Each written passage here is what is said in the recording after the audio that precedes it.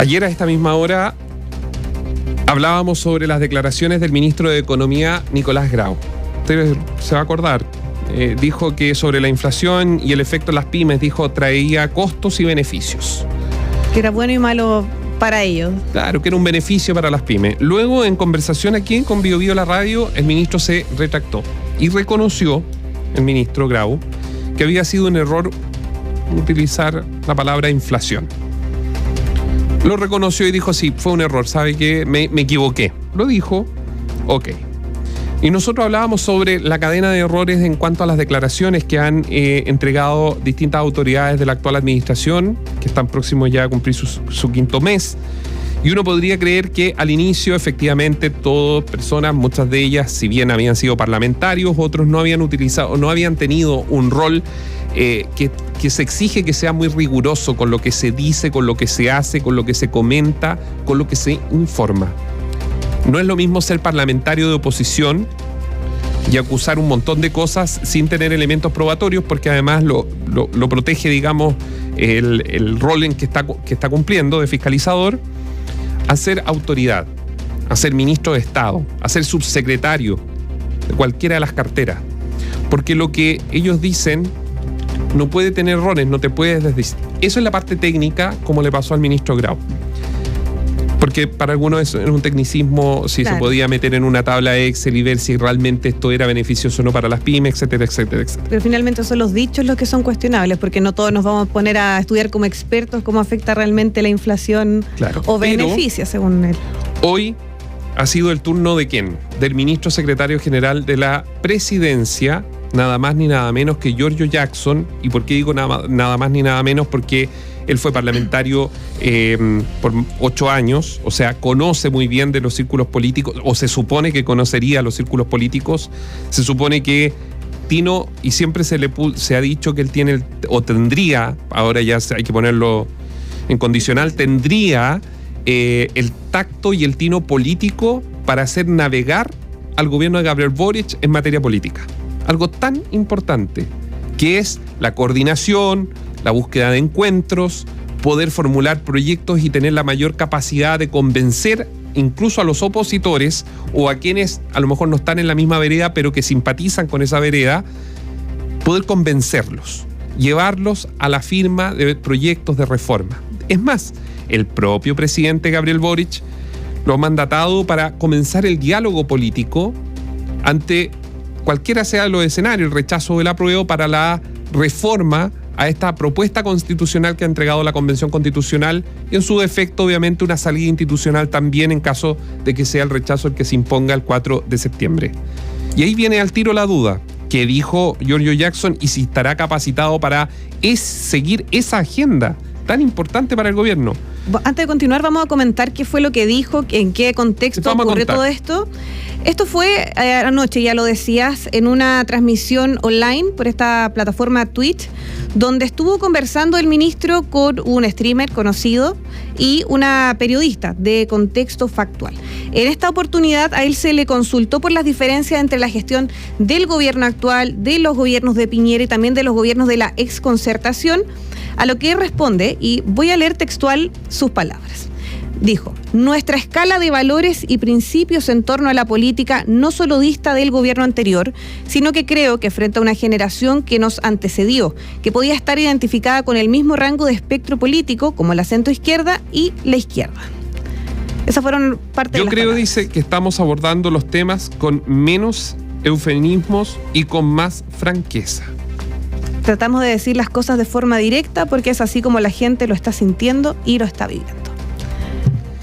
A ver, la declaración, a diferencia de la declaración que puede tener un tinte más técnico, la de Nicolás Grau, la declaración que dio Giorgio Jackson y de la cual, entre comillas, se ha retractado durante esta jornada para poder de esta forma descomprimir el ambiente político, ¿cuál es la diferencia entre ambas? En que esta sí, y yo podría asegurar, esta administración la cree. Ellos creen, tanto Gabriel Boric como su equipo político más cercano, que ellos son distintos a las administraciones anteriores. Que son mejores. Que tienen una mirada y un estándar absoluto, totalmente distinto al resto de las presidencias que estuvieron durante estos 30 años. Y por ahí mismo apuntaron las críticas durante esta jornada, porque parlamentarios, por supuesto, reaccionaron de forma inmediata durante esta mañana. Algunas frases como bájense del unicornio y de este ninguneo.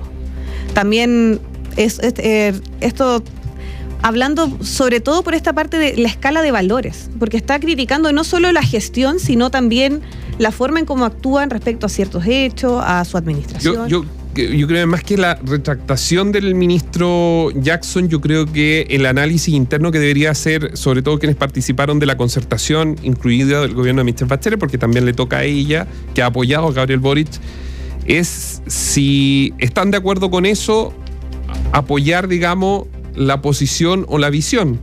Si no, deberían salir a defender, o, que es lo que uno esperaría, defender lo que ellos hicieron. Es verdad que hay varios, entre ellos Francisco Vidal, que estaba diciendo que le hubiese gustado ver a esta administración gobernando con los niveles de pobreza que gobernó Eduardo Frei Ruiz Tagle, o Ricardo Lago, o la misma Michelle Bachelet en su primer mandato, con los niveles de ingreso que tenía el Estado en aquella época, con el acceso a la salud que había en esa época, con el transporte público, las micros amarillas peleándose en la calle, con los sapos gritando, con los niños desnutridos al inicio de los 90, que todavía los habían.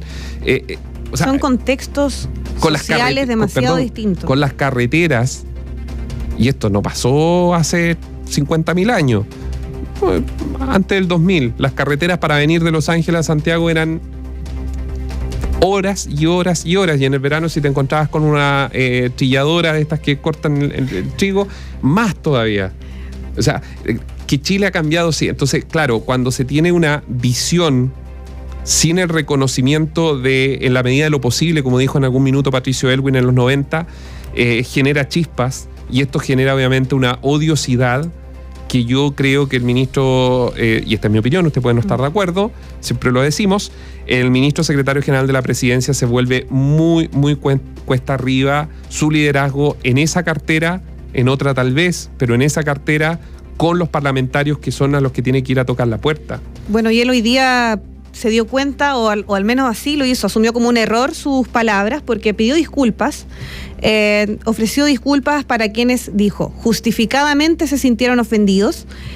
Está bien, pidió disculpas, se dio cuenta que fue un error, que quizás él ahora es ministro del gobierno, los ojos están puestos en él, en cada uno de los dichos que él comenta públicamente, por supuesto, y dice que para él quería hacer una explicación que fue fallida al explicar e intentar la diferencia de los proyectos políticos, pero él fue mucho más allá que hablar solamente de un proyecto político. Se fue también, digamos, como en la calidad de persona, porque se puso a hablar de los valores, de la ética de cada gobierno.